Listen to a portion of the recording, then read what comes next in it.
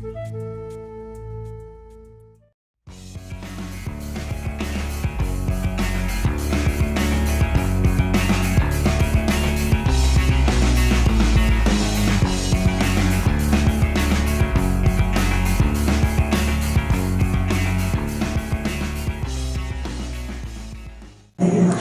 back to my animal education series. Today here with James at the Nashville Zoo. Hello. And today you're going to tell me about the eyelash viper. So where can you find the eyelash viper? They range from southern Mexico up to northern South America. And what kind of environments can you find them in?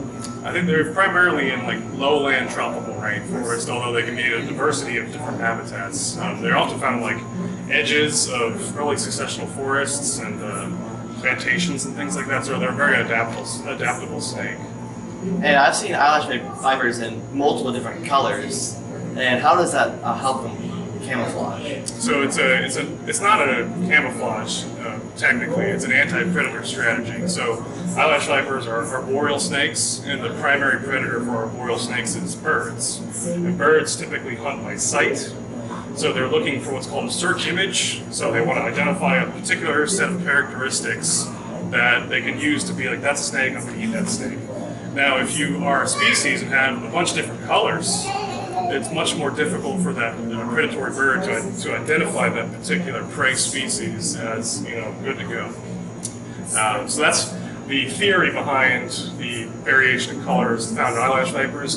And the theory is supported by the fact that a lot of different arboreal species, or snake species that are ambush predators, have similar characteristics. So, green tree pythons, emerald tree boas have that when they're smaller, the ontogenic color change that they vary in coloration, as well as other species of boas and arboreal pit vipers. So that's the theory behind the different colors. I believe a green tree python has like a blue face. Yeah, there's lots of different colors. I mean, when they are given birth, green tree pythons usually are either red or yellow.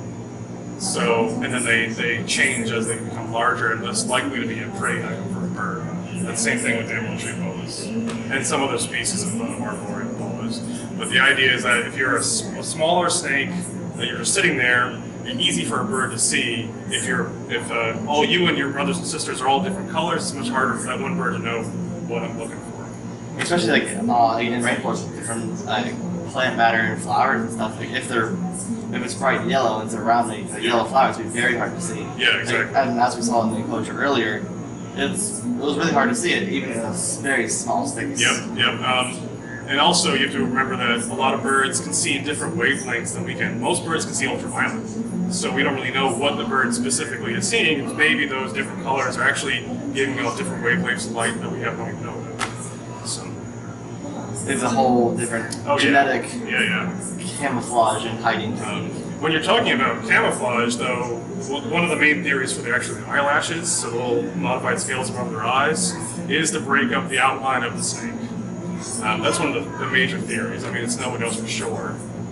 But if you can't actually tell it's a cylindrical snake, it's the sort of outlines broken up by those eyelashes, it's difficult to perceive it as a snake. And that was one of my questions, is how they got the name eyelash viper. Yeah, they have modified scales above their eyes. So like I said, it's probably anti-predator strategy. It also might be because they travel through thick undergrowth to protect their eyes. It also might be no adaptive significance at all, just a factor involved in their ecology or evolution. We don't know, but it's probably a camouflage association. So what do eyelash vipers eat in the wild? When they're adults, they're probably eating small rodents, birds, but also frogs and lizards. And what do you feed them here? Pretty much exclusively laboratory mice. And about how long does an eyelash viper usually live for? Ours is the one we have on display is about 12 years old. I think they can max out around in the late teens, maybe 20, but they're pretty long-lived.